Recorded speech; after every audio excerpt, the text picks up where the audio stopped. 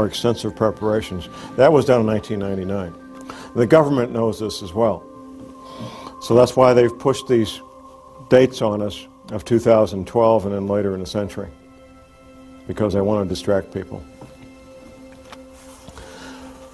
There was a question about Weldon Springs possibly being a prison. That's one of the more frequently heard comments in the metropolitan St. Louis area. Is that what they built underground there as a prison? Well, I've been to many prisons professionally, interviewing people incarcerated in various prisons. And you don't build prisons underground. It's way too expensive. Underground construction is 2 to 4 times as expensive as above ground construction. You don't build prisons underground. And everything at Weldon Springs is underground, so I assure you it's not a prison.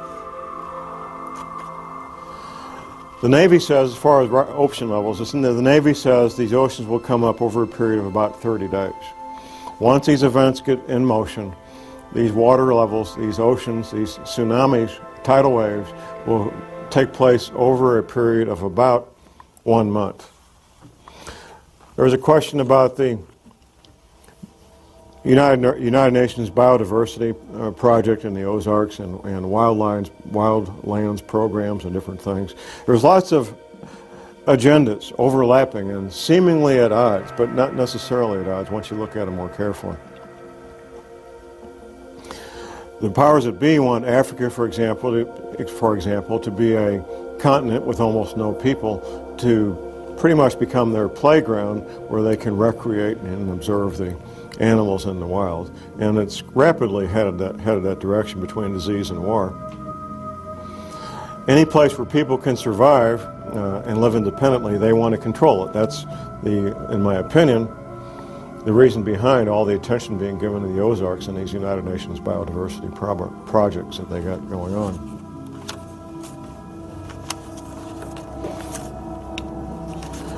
There's been some questions. Of course, St. Louis is the headquarters for Monsanto, about Monsanto buying up and getting patents on seeds. I think that's what the question had to do with patents on GMO seeds. And they do.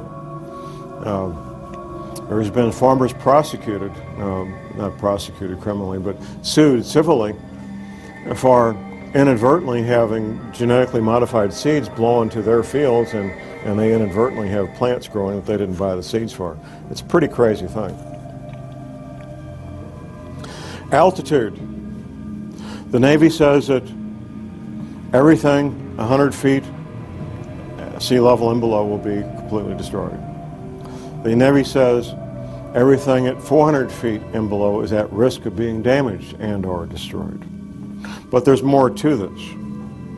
There's how close you are to densely populated areas. Now, the Appalachian Mountains, for example, in North Carolina and so forth, would be highly desirable places to be if it wasn't for being so close to literally tens of million people who are going to be hungry and without potable water and without electricity. That's what makes those areas undesirable, even though they will be safe in terms of geology and rising ocean levels. There was a question about money and keeping money and so forth. If you're watching what's going on with the dollar, now this is March of 2008, you might be watching this video a year from now, 6 months from now. The American dollar is in severe crisis and is at risk of no longer being the reserve currency of choice for the countries and the major banks of the world. Dollars, if you call dollars money, you would be well advised to maybe be looking at something else for money to store up value for future use. Possibly gold coins, possibly silver coins, to store up a lot of value in a compact area, compact space. Before, however, I would get gold coins or silver coins, I think I would look at other aspects of preparedness, and that's why I want to focus on the final part of this presentation is preparedness. On my radio show, I told my audience in the summer of '06 that I would no longer focus on the geopolitical matters. I'm with Republic Broadcasting, and they have a number of excellent talk show hosts that talk about the geopolitical matters nationally and internationally all the time quite well. That John Moore would focus on preparedness. So let's look at the stepping stones, the building blocks of preparedness. First of all, and most important, is spiritual preparedness. I'm not ashamed to admit that I am a born-again, Bible-believing Christian.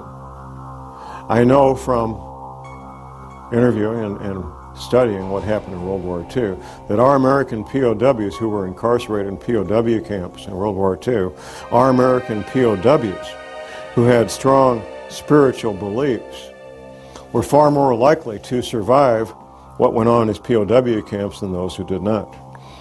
Eating the same food, having the same medical attention, doing the same work, wearing the same clothes, living in the same buildings. Those who had a strong spiritual foundation were far more likely to survive those conditions. We know that for a fact. It's not my job to tell you what your spiritual beliefs should be. My job is to tell you need to have strong spiritual beliefs, whatever that might be for you. Next comes skills. And there's a lot of skills I'm going to advocate. I'm going to look at my list here so I don't miss any of my list of skills. And I'm going to come back and read you what Dr. Velikowski wrote about what might happen. The skills of a farmer, a gardener. You will be growing your own food. The skills of a paramedic. Now we get so used to, if somebody gets injured, we dial 911, and in a few minutes there's a wonderful shiny ambulance with these highly trained technicians. They got all the stuff they need to save life. In a future where things no longer work like we're used to, you're going to be your own paramedic, or you're going to sit there and watch your loved one bleed to death from a chainsaw accident or whatever it might be. An EMT course is one semester at your local junior college, maybe $100, $200, and you'll know more about emergency medical matters than 99% of the people in this country. One semester at your local junior college.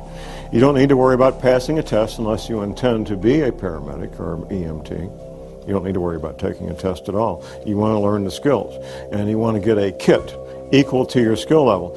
Now, the paramedic training is three more semesters of college on top of that first one, and then you'll have a skill level almost equal to a medical doctor when it comes to emergency medical treatment.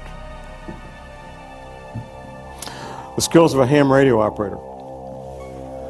Now, I've been in places, I've been in combat, and I know what it's like not to know what's going on.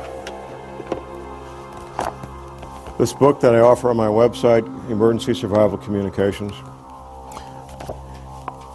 excellent book. It's written for people who don't know anything about radios. Sitting someplace when things are bad, let's take an example most of us are familiar with, 9/11/01. By mid-morning of the 11th day of September 2001, I knew we were at war because smoke was coming up out of the Pentagon. That's how I knew we were at war. I set up emergency communications on my dining room table. I monitored the local emergency frequencies where I lived in St. Louis. I monitored the radio frequencies nationally, and I monitored the TV stations for 24 hours a day, 7 days a week for about 10 days or so. We finally shut it down. Being able to instantly and effectively communicate with your friends and loved ones, and we found this out during Hurricane Katrina, two-way radio communication that you control could mean the difference between life and death. In Hurricane Katrina, it was a matter of life and death for many people. The ability to communicate with their loved ones, let them know they were okay, ask for help, or be able to give help.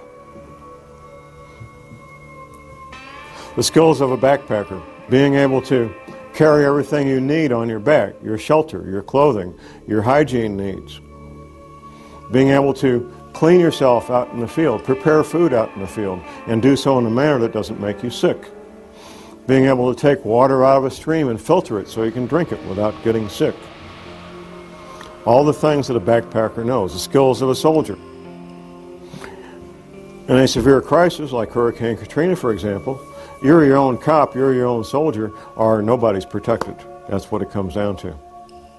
You become your own soldier, you become your own police officer, and you protect your loved ones because of these skills that you learn. Animal husbandry. In a severe long-term crisis, having goats and sheep and chickens and ducks and rabbits can mean the difference between a fairly good and healthy diet and one that's terribly lacking in protein. It's extremely difficult to get the protein you need from an all-vegetable diet. Extremely difficult. The skills of a carpenter, of an electrician, of a plumber. Things that we may call up a professional to do now, you will be on your own to make these repairs. The skills of an automobile mechanic. All these skills take years to learn, and you can't learn them out of a book, at least not and be very effective. There's some things you can learn out of a book, but without practical application, you're just guessing at how this stuff works.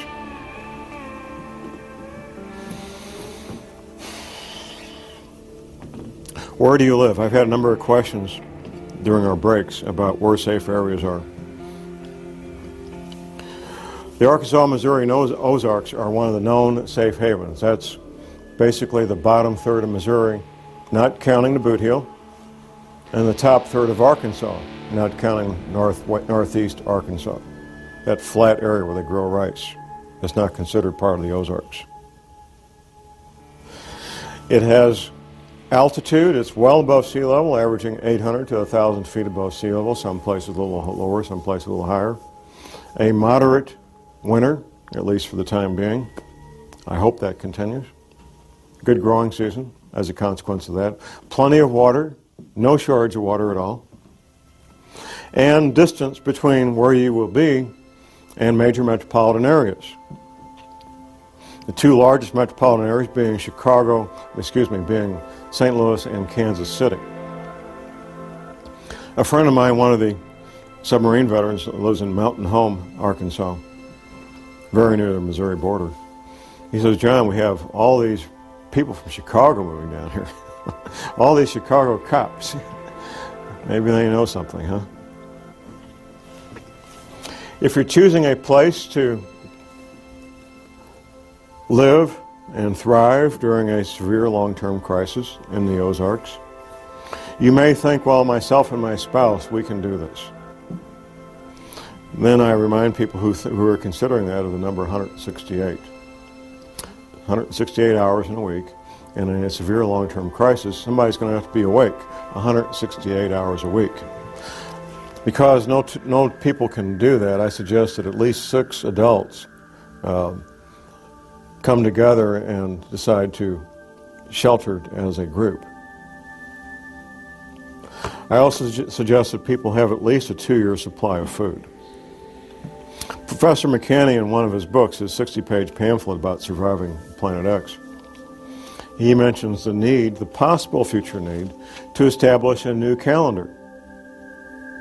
It goes something like this. If there would be a pole shift, it would change the seasons, it would change the calendar. In fact, within recorded history, the calendar has changed from 360 days to 365 days. This has happened in the past. If it changes more than 3 or 4 weeks, though, here's what could happen. You could plant your seeds at the wrong time. If you plant your seeds at the wrong time and you can't go to the grocery store to get food, this could be a life-threatening situation. So you need to be able to know when the time to plant is so you don't plant at the incorrect time and end up losing all those valuable seeds. That brings to mind another matter that's in plain sight, the seed banks that are being built. There's some notoriety earlier this year in 2008 about the seed bank opening up in Norway. As close to the Arctic Circle as you can get and still have what might be considered normal human activity built into the side of a mountain. A seed bank where they can store all the seeds from all the plants on the planet, apparently. So they're hiding that in plain sight. Now I need to go back to Dr. Velikovsky's quote here. Dr. Velikovsky was a medical doctor, and he wrote several books about these matters.